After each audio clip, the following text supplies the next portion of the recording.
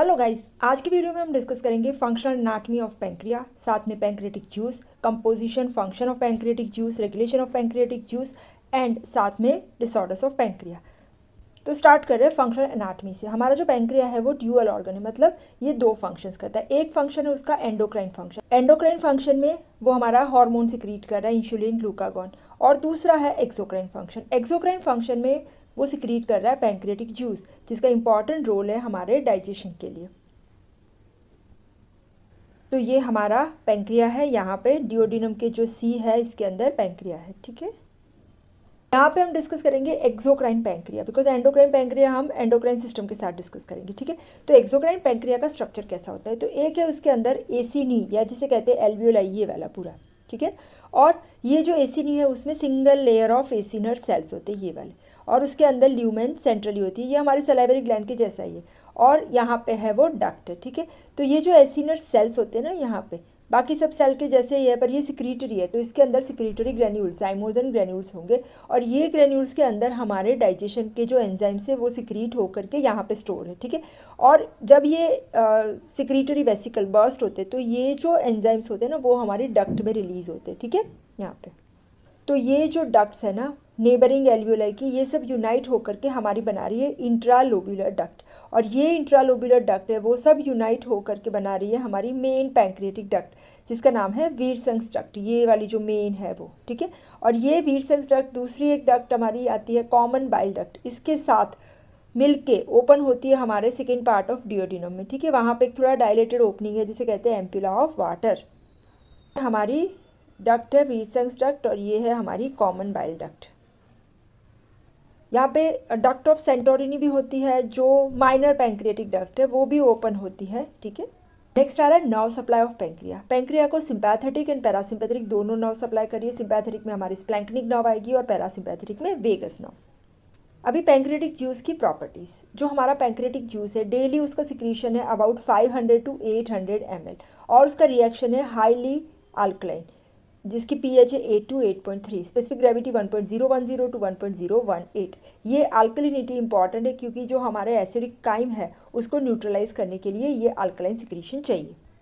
Composition of pancreatic juice. Pancreatic juice में भी बाकी सब जूसेस में होता है same way, 99.5% water and 0.5% solid है, जिसमें हमारे इनऑर्गेनिक एंड ऑर्गेनिक सब्सटेंसेस आएंगे। इनऑर्गेनिक में हमारे सब आयंस आ जाएंगे, sodium, calcium, potassium, magnesium, bicarbonate, chloride, phosphate, sulphate वगैरह वगैरह। ऑर्गेनिक सब्सटेंसेस की बात करें तो इंपॉर्टेंट है हमारे एंजाइम्स। पैंक्रियाटिक जूस में प्रोटीन, लिपिड एंड कार्बोहाइड्रेट तीनों के डाइजेस्टिव एंजाइम्स होते हैं। ठीक है, प्रोटियोलाइटिक, लाइपोलाइटिक एंड अमाइलोलाइटिक एंजाइम्स, और साथ में अदर ऑर्गेनिक सब्सटेंसेस भी होते हैं। तो कौन कौन से प्रोटियोलाइटिक एंजाइम्स है पैंक्रियाटिक जूस में? एक आएगा हमारा ट्रिप्सिन, फिर chymotrypsin, carboxypeptidase, nucleus, elastase and कोलेजिनेज।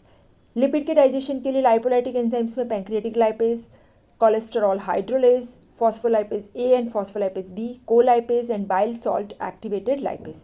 और कार्बोहाइड्रेट के डाइजेशन के लिए पैंक्रियाटिक अमाइलेज। पैंक्रियाटिक जूस के फंक्शंस कौन से हैं? तो एक है डाइजेस्टिव एंजाइम्स है, तो पहला फंक्शन है उसका डाइजेस्टिव फंक्शन है। दूसरा फंक्शन है न्यूट्रलाइजिंग एक्शन, मतलब जो एसिडिक काइम है उसको न्यूट्रलाइज कर रहा है।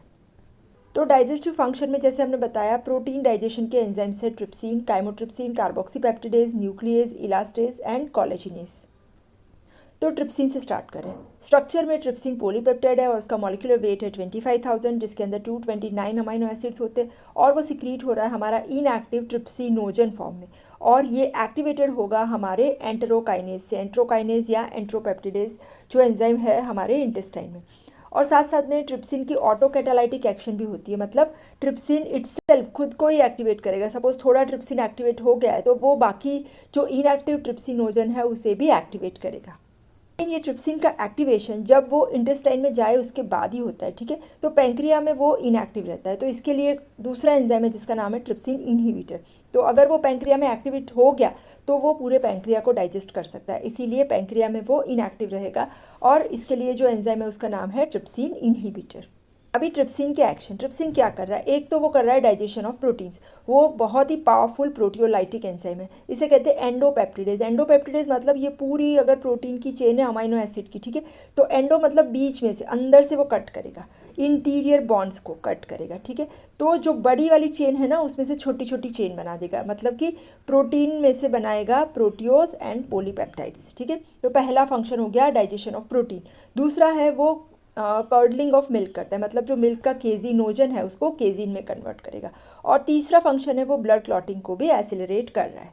साथ साथ में ट्रिप्सिन दूसरे इनएक्टिव एंजाइम्स को भी एक्टिवेट करेगा, दूसरे पैंक्रिया के इनएक्टिव एंजाइम मतलब chymotrypsinogen, pro carboxypeptidase, pro elastase, pro collagenase, pro colipase, phospholipase A and B.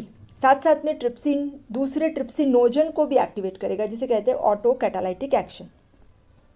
दूसरा एंजाइम है काइमोट्रिप्सिन। काइमोट्रिप्सिन भी पॉलीपेप्टाइड है, उसका मॉलिक्यूलर वेट है 25,700, जिसके अंदर 246 अमाइनो एसिड है और ये एक्टिवेट होता है ट्रिप्सिन से। उसके एक्शंस में पहला तो वो डाइजेस्ट करेगा प्रोटीन्स को, ये भी एंडोपेप्टिडेज है। एंडोपेप्टिडेज मतलब बीच में से वो कट करेगा, ठीक है, तो बड़े वाले प्रोटीन्स को कन्वर्ट करेगा छोटे छोटे प्रोटियोजिस एंड पॉलीपेप्टाइड्स में। और दूसरा ट्रिप्सिन के जैसा ही फंक्शन है डाइजेशन ऑफ मिल्क, जो कन्वर्ट करेगा केजिनोजन को केजिन में।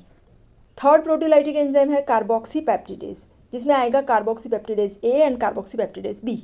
तो ये भी इनएक्टिव फॉर्म में होते हैं, इनएक्टिव फॉर्म का नाम है प्रो कार्बोक्सीपेप्टिडेज ए, प्रो कार्बोक्सीपेप्टिडेज बी, और ये एक्टिवेट होते हैं ट्रिप्सिन से, ठीक है। ट्रिप्सिन इसे एक्टिवेट करता है। एक्शन तो ये एक्सोपेप्टिडेज है। एक्सोपेप्टिडेज मतलब एंडो हमने बताया था बीच वाले, एक्सो मतलब बाहर वाले, साइड वाले, जो टर्मिनल बॉन्ड्स है उसको वो ब्रेक डाउन कर रहा है, ठीक है। और दूसरा फंक्शन है कार्बोक्सीपेप्टिडेज ए, जो है ना वो कौन से प्रोटीन को स्प्लिट कर रहा है कि जो प्रोटीन को स्प्लिट करके जो अमाइनो एसिड्स बनेंगे उसके अंदर एरोमेटिक और एलिफेटिक साइड चेन होंगे, ठीक है। और कार्बोक्सीपेप्टिडेज बी क्या कर रहा है, वो उस प्रोटीन को स्प्लिट्स कर रहा है जिसके अंदर बेसिक साइड चेन होते हैं। नेक्स्ट हमारा प्रोटियोलाइटिक एंजाइम है न्यूक्लियेज। न्यूक्लियेज में हमारा आ रहा है रिबोन्यूक्लियेज एंड डीऑक्सी रिबोन्यूक्लियेज, और उसका एक्शन है कि न्यूक्लिक एसिड को डाइजेस्ट कर रहा है। डीएनए एंड आरएनए उसको डाइजेस्ट करके वो बनाएगा मोनोन्यूक्लियोटाइड्स। फिफ्थ आ रहा है इलास्टेज। तो इलास्टेज भी इनएक्टिव फॉर्म में होगा, प्रो इलास्टेज के फॉर्म में, और वो एक्टिवेट होगा ट्रिप्सिन से, ठीक है। और इसका काम है इलास्टिक फाइबर्स को डाइजेस्ट करना। नेक्स्ट हमारा एंजाइम है कोलेजिनेज। कोलेजिनेज है वो इनएक्टिव प्रो कोलेजिनेज के फॉर्म में सिक्रीट हो रहा है और एक्टिवेट हो रहा है ट्रिप्सिन से, और इसका काम है कि कोलेजन को डाइजेस्ट करना। तो ये हो गया हमारा डाइजेशन ऑफ प्रोटीन्स। नेक्स्ट आएगा डाइजेशन ऑफ लिपिड्स। तो कौन कौन से लाइपोलाइटिक एंजाइम्स है पैंक्रियाटिक जूस में, इसमें आ रहा है हमारा pancreatic lipase, cholesterol ester hydrolase, phospholipase A, phospholipase B, colipase and bile salt activated lipase. एक के बाद एक डिस्कस कर रहे हैं।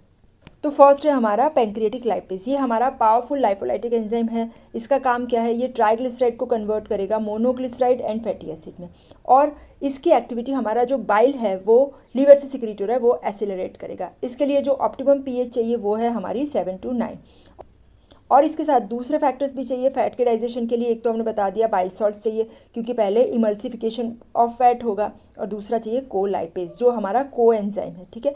अगर पैंक्रियाटिक लाइपेज नहीं है, वो बहुत ही पावरफुल लाइपोलाइटिक एंजाइम है, तो अगर पैंक्रियाटिक लाइपेज नहीं है तो फैट का डाइजेशन नहीं होगा, तो जो फैट है ना वो स्टूल में एक्सक्रीट हो जाएगी, और जो स्टूल है ना वो बल्कि फैटी होगा, जिसे कहते हैं स्टेटोरिया। दूसरा हमारा एंजाइम है कोलेस्टेरॉल एस्टर हाइड्रोलेज। ये क्या कर रहा है, कोलेस्ट्रॉल एस्टर में से कोलेस्ट्रॉल को सेपरेट करेगा और फैटी एसिड को सेपरेट करेगा। तीसरा है फॉस्फोलाइपेज ए। तो ये क्या कर रहा है, लेसिथीन में से लाइसोलेसिथीन बनाएगा और सिफेलिन में से भी लाइसोसिफेलिन बनाएगा। फॉस्फोलाइपेज बी ये लाइसो फॉस्फोलिपिड्स में से कन्वर्ट कर रहा है phosphoryl Colin and free fatty acids. Next है कोलाइपेज। जैसे हमने बताया ये को एंजाइम है, तो ये भी इनएक्टिव फॉर्म में सिक्रीट हो रहा है प्रो कोलाइपेज, और इसको भी एक्टिवेट करेगा हमारा ट्रिप्सिन, और इसका काम क्या है, ये फैसिलिटेट करेगा फैट का हाइड्रोलिसिस बाय लाइपेज। लाइपेज को वो हेल्प करेगा, ठीक है। और साथ साथ में ये नॉन कैटालाइटिक साइट के पे बाइंड हो जाता है, और हाइड्रोफोबिक बाइंडिंग साइट जो है लाइपेज की उसे स्टिमुलेट करेगा, ठीक है। और लास्ट वाला आएगा हमारा बाइल सॉल्ट एक्टिवेटेड लाइपेज। ये भी लाइपोलाइटिक एंजाइम है पर वीक है, ठीक है, और वो एक्टिवेट होता है बाइल सॉल्ट से। इसका काम क्या है, ये हाइड्रोलाइज कर रहा है phospholipid, cholesterol ester and triglycerides को, ठीक है। तो ये 6 हो गए हमारे लाइपोलाइटिक एंजाइम्स। फिर से रिपीट कर रहे हैं एक बार। एक है हमारा पैंक्रियाटिक लाइपेज, फिर cholesterol ester hydrolase, phospholipase A, phospholipase B, colipase and bile salt activated lipase. Next आएगा डाइजेशन ऑफ कार्बोहाइड्रेट। तो कार्बोहाइड्रेट के डाइजेशन के लिए पैंक्रिया में है पैंक्रियाटिक अमाइलेज, जो कि हमारा अमाइलोलाइटिक एंजाइम है। वो स्टार्च को कन्वर्ट करेगा डेक्स्ट्रीन एंड माल्टोज में। ये भी बहुत ही स्ट्रॉन्ग अमाइलोलाइटिक एंजाइम है। ये बॉइल्ड स्टार्च को और रॉ स्टार्च दोनों के ऊपर एक्शन कर रहा है, ठीक है। एक फंक्शन हो गया हमारे पैंक्रियाटिक जूस का, वो है डाइजेस्टिव एक्शन। दूसरा है न्यूट्रलाइजिंग एक्शन। न्यूट्रलाइजिंग मतलब ये जो पैंक्रियाटिक जूस है इसके अंदर बहुत ही ज़्यादा अमाउंट में बाइकार्बोनेट्स होते हैं, ठीक है। तो ये अल्कलाइन है, तो ये न्यूट्रलाइज करेगा हमारे एसिडिक काइम को, और जिसकी वजह से हमारा जो इंटेस्टाइन है वो प्रोटेक्ट होगा, नहीं तो एसिडिक काइम हमारे इंटेस्टाइन को डिस्ट्रॉय कर सकता है। नेक्स्ट आएगा mechanism of secretion of pancreatic juice. Pancreatic juice कैसे सिक्रीट हो रहा है? सबसे पहले पैंक्रियाटिक एंजाइम कहाँ से सिक्रीट होंगे? तो पैंक्रियाटिक एंजाइम, क्योंकि वो प्रोटीन है, तो वो सिंथेसिस हो गए हमारे राइबोसोम्स। राइबोसोम्स अटैच्ड होते हैं रफ एंडोप्लाज्मिक रेटिकुलम में। तो इसके लिए जो अमाइनो एसिड्स चाहिए वो कहाँ से आएंगे? वो ब्लड से आएंगे, ठीक है। और इसके बाद इसका पैकेजिंग होगा जाइमोजन ग्रेन्यूल्स में, और ये ग्रेन्यूल्स रिलीज होंगे पैंक्रियाटिक एसिनी में, फिर डक्ट में, और फिर रिलीज हो जाएंगे, ठीक है, सिक्रीशन के अंदर। नेक्स्ट है जो हमारे पैंक्रियाटिक जूस में बहुत ही ज़्यादा अमाउंट में होते हैं बाइकार्बोनेट। तो ये बाइकार्बोनेट आयन का सिक्रीशन कैसे होगा? तो इसके लिए जो रिएक्शन है इसके अंदर सबसे पहले आएगा हमारा कार्बन डाइऑक्साइड। कार्बन डाइऑक्साइड या तो ब्लड से आ रहा है या मेटाबॉलिक प्रोसेस से आ रहा है। ये कार्बन डाइऑक्साइड बाइंड होगा वाटर के साथ CO2 + H2O, ठीक है। और इसके लिए दोनों का रिएक्शन होके बनाएगा कार्बनिक एसिड H2CO3, और इसके लिए एंजाइम चाहिए कार्बनिक एनहाइड्रेज। अभी ये H2CO3 जो बना उसमें से डिसोसिएशन होके बनेगा H + HCO3-, और ये जो HCO3- आयंस है वो सेल में से ल्यूमेन में जाएगी, ठीक है। और H+ आयंस है वो ट्रांसपोर्ट हो गए ब्लड के अंदर, और H+ जब ब्लड में जाएंगे तो इसके सामने सोडियम आयंस एक्सचेंज में एक्सक्रीट होंगे। तो यहाँ पे जैसे H+ आयंस ब्लड में जा रहे हैं तो सोडियम आयंस है वो सेल से ट्रांसपोर्ट होंगे ल्यूमेन के अंदर, और ये सोडियम कंबाइन हो जाएंगे बाइकार्बोनेट के साथ, तो बनाएंगे सोडियम बाइकार्बोनेट। और ये सोडियम बाइकार्बोनेट जब ब्लड में से निकल जाता है तो ब्लड में से कुछ इंपॉर्टेंट आयन चले जाते हैं, तो ये ऑस्मोटिक बैलेंस जब डिस्टर्ब हो जाता है तो ऑस्मोटिक इक्विलिब्रियम बैलेंस करने के लिए थोड़ा वाटर भी आ जाएगा, ठीक है। तो ये H2O भी अंदर आ जाएगा, ठीक है। और ल्यूमेन के अंदर बाइकार्बोनेट फिर वाटर के सॉल्यूशन के साथ कंबाइन होके ये सिक्रीट हो जाते हैं। यहाँ पे सभी रिएक्शंस बताए हैं, H2O + CO2, H2CO3, फिर H2CO3 में से बनेगा H + HCO3-, H+ आयन जाएगा ब्लड में, साथ में सोडियम आयंस यहाँ पे एक्सचेंज हो रहे हैं, ठीक है। और यहाँ पे HCO3-, यहाँ पे क्लोराइड शिफ्ट है, फिर HCO3 के साथ सोडियम आयन भी एक्सक्रीट हो जाएंगे, ठीक है। नेक्स्ट है हमारा रेगुलेशन ऑफ पैंक्रियाटिक सिक्रीशन। जो पैंक्रियाटिक सिक्रीशन है उसका रेगुलेशन 2 तरीके से होता है। एक है नर्वस रेगुलेशन, दूसरा है हार्मोनल रेगुलेशन, और ये 3 स्टेजेस में होता है। जैसे सलाइवरी सिक्रीशन था, गैस्ट्रिक सिक्रीशन था, 3 फेजेस होते हैं, cephalic phase, gastric phase and intestinal phase. Cephalic phase में जो पैंक्रियाटिक सिक्रीशन है उसका रेगुलेशन है नर्वस रेगुलेशन से। ये रिफ्लेक्स प्रोसेस है। 2 टाइप के रिफ्लेक्सेस होते हैं, अनकंडीशन एंड कंडीशन रिफ्लेक्स। अनकंडीशन जो रिफ्लेक्स है वो इनबॉर्न रिफ्लेक्स है, मतलब उसे सिखाने की ज़रूरत नहीं है। जैसे ही फूड हमारा माउथ में आएगा तो सलाइवरी सिक्रीशन तो बढ़ेगा ही, साथ साथ में माउथ में से जो सेंसरी फाइबर्स है वो वेगस नर्व के थ्रू पास होंगे, और इफरेंट फाइबर्स भी आएंगे जो पैंक्रियाटिक एसिनी में से सिक्रीशन बढ़ाएंगे। तो ये हो गया इनबॉर्न अनकंडीशन रिफ्लेक्स। दूसरा है कंडीशन रिफ्लेक्स, वो एक्वायर्ड होता है, मतलब उसे सिखाना पड़ता है। तो जैसे ही हमारा फेवरेट फूड है उसकी साइट होगी, उसको देखेंगे, स्मेल, हियरिंग और थॉट, वो इन्फॉर्मेशन इम्पल्सिस पास होंगे सेरेब्रल कॉर्टेक्स के पास, वहाँ से वो जाएंगे वेगस नर्व के न्यूक्लियस, और वेगस नर्व वापस आकर के पैंक्रियाटिक सिक्रीशन बढ़ाएगा। तो ये हो गया कंडीशन रिफ्लेक्स। तो ये हो गया हमारा first phase, cephalic phase. Second phase है गैस्ट्रिक फेज। जब ये फूड हमारा स्टमक में आ रहा है तो भी पैंक्रियाटिक सिक्रीशन बढ़ेगा। क्यों? क्योंकि एक तो है हमारा नर्वस मैकेनिज्म वेगस के थ्रू, दूसरा है हमारा हार्मोनल मैकेनिज्म गैस्ट्रिन। गैस्ट्रिन जो है वो पैंक्रियाटिक सिक्रीशन को भी बढ़ाता है। थर्ड है हमारा इंटेस्टिनल फेज। जब हमारा फूड स्टमक में से इंटेस्टाइन में आएगा तो डेफिनेटली पैंक्रियाटिक सिक्रीशन बढ़ेगा, और यहाँ पे सिर्फ हार्मोन्स का रोल है, हमारे सिक्रीटिन एंड कोलेसिस्टोकाइनिन का। तो पहला हार्मोन है सिक्रीटिन। तो सिक्रीटिन हमारा सिक्रीट हो रहा है एस सेल से, S cells of the mucous membrane in the duodenum and jejunum, और ये भी सिक्रीट हो रहा है इनएक्टिव फॉर्म में जिसका नाम है प्रोसिक्रीटिन। और ये सिक्रीटिन कब सिक्रीट हो रहा है? जब हमारे इंटेस्टाइन में एसिडिक काइम आ रहा है, ठीक है। क्यों ये इंपॉर्टेंट है? क्योंकि सिक्रीटिन क्या कर रहा है? सिक्रीटिन हमारे पैंक्रिया में से बाइकार्बोनेट सिक्रीशन बढ़ाएगा। तो जब एसिडिक आ रहा है तो उसे बाइकार्बोनेट चाहिए, तो ये बाइकार्बोनेट आयंस जो यहाँ पे बढ़ेंगे वो न्यूट्रलाइज करेंगे हमारे एसिडिक काइम को। दूसरा है हमारा कोलेसिस्टोकाइनिन। कोलेसिस्टोकाइनिन आई सेल से सिक्रीट हो रहे हैं, जो भी हमारे डिओडिनल एंड जेजुनल म्यूकोसा में है। और इसका स्टिमुलस क्या है, जब हमारा काइम आएगा जिसके अंदर अमाइनो एसिड्स बहुत है, फैटी एसिड्स बहुत है, पेप्टाइड्स बहुत है, तब कोलेसिस्टोकाइनिन सिक्रीट होगा। और कोलेसिस्टोकाइनिन क्या कर रहा है, एंजाइम रिच सिक्रीशन, क्योंकि ये जो अमाइनो एसिड्स आ रहे हैं, फैटी एसिड्स आ रहे हैं, उन सबको डाइजेस्ट करना है, तो एंजाइम चाहिए, तो ये बढ़ाएगा एंजाइम रिच सिक्रीशन। तो ये हो गए हमारे सिक्रीटिन एंड कोलेसिस्टोकाइनिन जो पैंक्रियाटिक सिक्रीशन को बढ़ाते हैं। अभी कौन से हार्मोन है जो पैंक्रियाटिक सिक्रीशन को घटाते हैं, इसमें आएगा हमारा पैंक्रियाटिक पॉलीपेप्टाइड, जो पीपी सेल्स होते हैं आइलेट्स ऑफ लैंगरहांस में, इसमें से सिक्रीट हो रहा है। दूसरा है सोमेटोस्टेटिन, वो भी हमारे आइलेट्स ऑफ लैंगरहांस के डी सेल से सिक्रीट हो रहा है। पेप्टाइड वाई वो इंटेस्टिनल म्यूकोसा से सिक्रीट हो रहा है। एंड ग्रेलिन एंड लेप्टिन, ये सब भी हमारे पैंक्रियाटिक सिक्रीशन को घटाते हैं। तो यहाँ पे हमारा हो गया पैंक्रियाटिक सिक्रीशन और उसका रेगुलेशन। नेक्स्ट हम कर रहे हैं अप्लाइड फिजियोलॉजी। पहला अप्लाइड आएगा पैंक्रियाटाइटिस। आइटिस लगाए मतलब इन्फ्लेमेशन ऑफ पैंक्रियाटिक एसिनी। ये दो टाइप के होते हैं, एक तो एक्यूट है, दूसरा है क्रॉनिक पैंक्रियाटाइटिस। जो एक्यूट पैंक्रियाटाइटिस है वो सीवियर कंडीशन है और कॉमन कॉज इसका है हैवी अल्कोहल इंटेक या फिर गॉलस्टोन्स। इसके क्लिनिकल फीचर्स में सिवियर एब्डोमिनल पेन होगा, nausea, vomiting, loss of appetite जिसे कहते हैं एनोरेक्सिया, साथ में लॉस ऑफ वेट भी होगा, एंड फीवर, एंड अगर ट्रीट नहीं करो तो पेशेंट शॉक में चला जाता है।